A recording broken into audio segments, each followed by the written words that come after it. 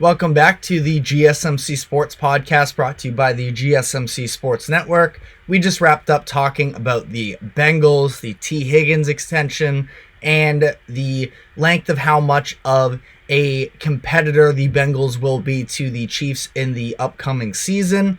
Now, moving on to the NBA, talking about Trae Young, who was just ruled out for at least the next month or so with a torn ligament in his finger. He has been struggling with this injury. There were a couple videos of him really grasping at it, and it seemed to be bothering him. And, as his play on the court has played out, it's been clear that there has been some type of issue going on with him. We saw his shooting splits really struggling, and he was pretty bad offensively in their most recent game against the Raptors.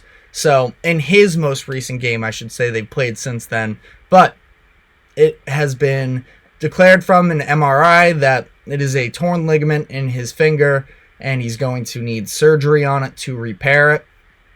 So at least 4 weeks, which would take us to late March, early April. The Hawks are currently sitting at 25-32 and the 10 seed in the Eastern Conference. Now, the 10 seed is obviously the last position in terms of the NBA play-in tournament. They have a 3.5 game lead over the Nets and a 4-game lead over the Raptors.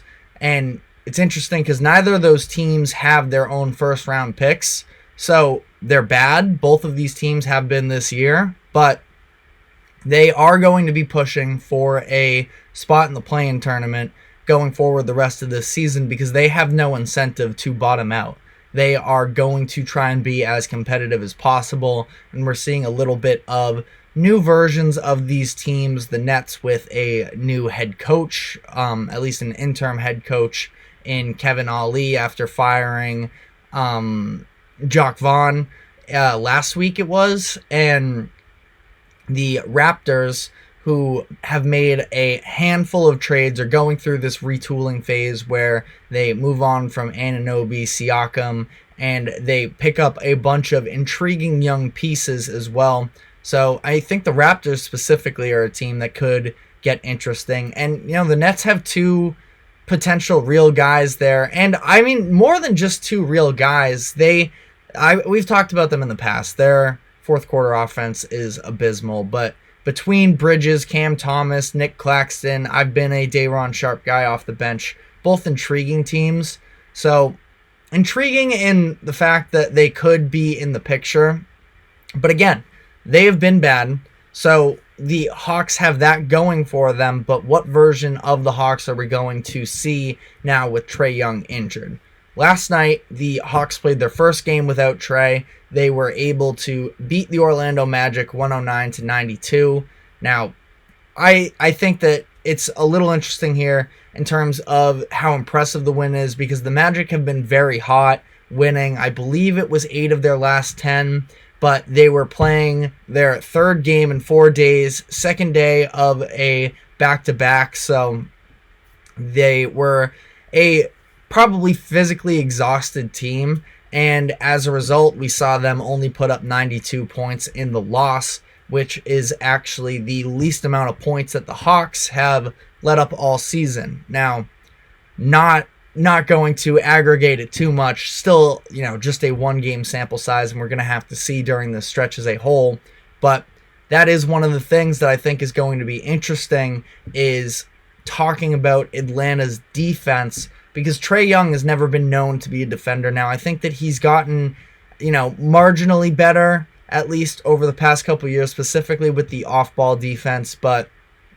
I still think that as a one-on-one defender, it can be very shaky with him sometimes, and now it's going to be DeJounte Murray, who offensively can maybe be unlocked more, see more of a version that we saw with San Antonio, and the reason why the Hawks traded 3 first-round picks in a pick swap because the market was so high on him at the time, and see if we can get a more fully unlocked version of him. He scores 25, 11, and 9 last night in a pretty impressive performance.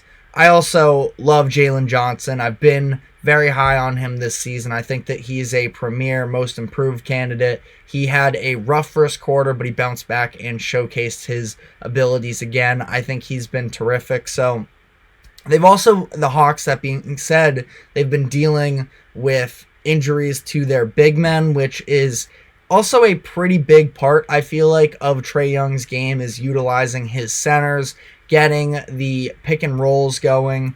And while Clint Capella has definitely had a disappointing season, I think that still his lack of ability to even stay on the court this year has definitely translated to a little bit of inferior performance from him personally, just by that standpoint.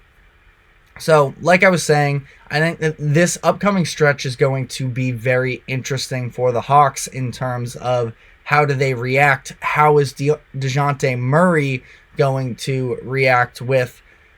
For as good as Trae Young is, he's a very ball-dominant player that doesn't give you a lot on defense, and it definitely is enough to elevate a subpar team, which, to be fair, the Hawks have been a subpar team.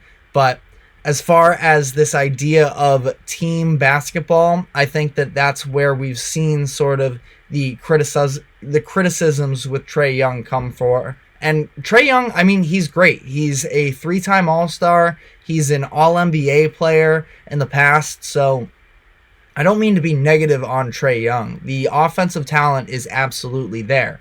But it's going to be interesting, I think, in terms of he's somebody that has always struck me a little bit as sort of in that Luka play style, but not quite the upend talent of Luka in terms of the playmaking, the shot creation. And it's interesting, they're always going to be, Luka and Trae Young, always going to be connected with one another because they were traded for one another in their draft class. But it's, you know, when I make that comparison, it's just a lot of heavy usage, and his usage numbers actually aren't quite as high. I mean, they're in the upper echelon of NBA players, but it hasn't quite been, you know, top 5 or anything like that, like we've seen with Luka. But you look at the way that the Hawks offense has run this year, it's been a lot of turn taking, in my opinion, between Trae Young and DeJounte Murray. They are one of 4 teams that have multiple players in the top 25 in isolation possessions per game.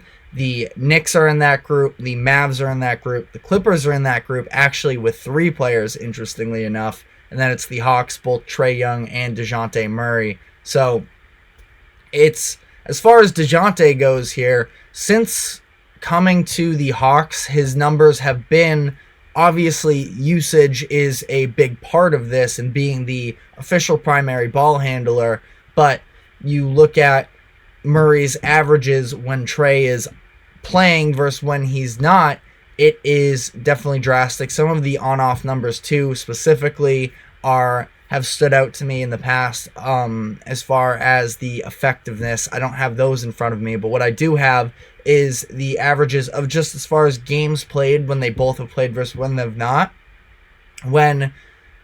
Since when DeJounte Murray came to Atlanta, his averages are 21, 6, and 5 on 47-35 shooting splits.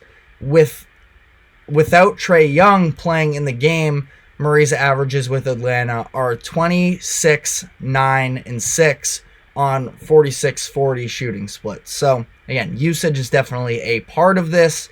And, you know, it's obviously you're going to get the more points, more assists, more looks, stuff like that. But Murray is somebody who was a very, heavily desired asset when he was with San Antonio, and we saw the decline of his trade value, obviously partially due to the fact of his contract, but he was not moved this past trade deadline. Now he is an expiring free agent, so they didn't like the package that was there for him, so they decided to, not move him whatsoever. But I just think it makes a very interesting conversation as to whether or not they plan to, keep him around long term, because of the fact that you gave up as much as you did, if you're the Hawks here, in order to acquire him. You can't really let him walk for nothing in free agency this upcoming offseason, which means maybe they try and work out a sign and trade worst case scenario here. I think they're going to try and bring him back. And with that being said, I'm curious what that means as far as him and Trae Young together, because at a certain point, you're going to have to make some moves to make yourself more of a legitimate contender. This was a move that they made to trade for Murray after they made the Eastern Conference Finals and they felt like they were close. And since then, they've taken multiple steps backwards to the point where they've been struggling to even be a 500 team.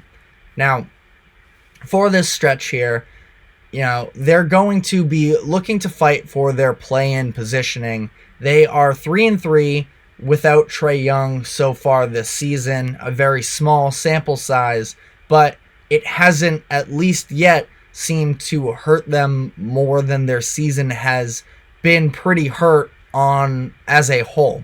As far as win percentage, they are technically better without Trae Young. Now, that's skewed a little bit, obviously, because that wasn't the case until last night when they won against the Magic, making that 3-3. But I am very interested to see, specifically with the ball movement and with the defense, whether or not we can see any sort of a step forward. Now, that might not even mean necessarily an addition by subtraction situation. This might be their team coming into as a whole, and given some of these other guys getting more opportunities, they can be more confident, a little bit more refined when Trae Young comes back and potentially, win some games in the play-in tournament, try and make the playoffs and steal a series. But it just all becomes a little bit of a thought experiment here, where now we look at Trae Young and the Hawks considered him to be an untouchable at the trade deadline this year, which I think makes sense. There weren't quite as many assets available across the league, but you sort of start to take into consideration, what are they going to be doing here moving forward, where you are going to just run it back with DeJounte Murray and Trae Young. And I'm not saying you can't ever win like that, because when this deal was first made for them to trade for Murray, I thought that it was going to be a nice addition, a nice defensive asset in the backcourt alongside with Trae Young. Murray's sort of taken a step back himself in terms of individual defense since he was traded for, and the 1-2 punch that we were expecting hasn't really played out quite as strongly as we were expecting it to. So the Hawks, they're a very peculiar case, I feel like, because you go back, there are all these stats about the mediocrity of this team. I think before a couple games this past weekend, yesterday might have offset it, but there was a stat that was out there about how the Hawks were 750 and 750 in their last 1,500 games, and that's been a thing that's surrounded them for a while. You go back, and there's plenty of stats that have been out there. Again, I'm not sure how much they still hold up, but a lot of quotes about them just being the pinnacle 500 win percentage team, and they are hoping to overcome that. And they've been just stuck in this place of mediocrity, which is always the worst place to be in the NBA specifically. So I'm not sure exactly what the move is. Now, again, I think that Jalen Johnson is developing into a very nice piece for them, and I understand why they considered him untradeable at the trade deadline. But there are going to be teams in the upcoming offseason that are probably going to make some calls about Trae Young. The Lakers have already been rumored to be one of those teams, sort of as a fun thought experiment. A lot of people have potentially linked Trae Young to the Spurs to pair him up with Victor Wembanyama, as the Spurs desperately need a floor general from there. And I think that him and Wemby would be an incredible lob combination, and just the offense of them being able to play off of one another would be very interesting to see. So I guess we will, again, just have to wait and see how this all plays out. I do not think that he has yet played his last game in Atlanta, but we could definitely see a winding clock here. I know we have a Hawks fan or two here, or a Hawks fan or two here at the GSMC Sports Network. So I will probably have to bring one of them on at some point to discuss this further. But as for now, that is all we have on the subject. We're going to be taking our second break, and when we come back, we are going to be talking about some of the biggest storylines from the NBA this past weekend. So stick with us, and we will be right back.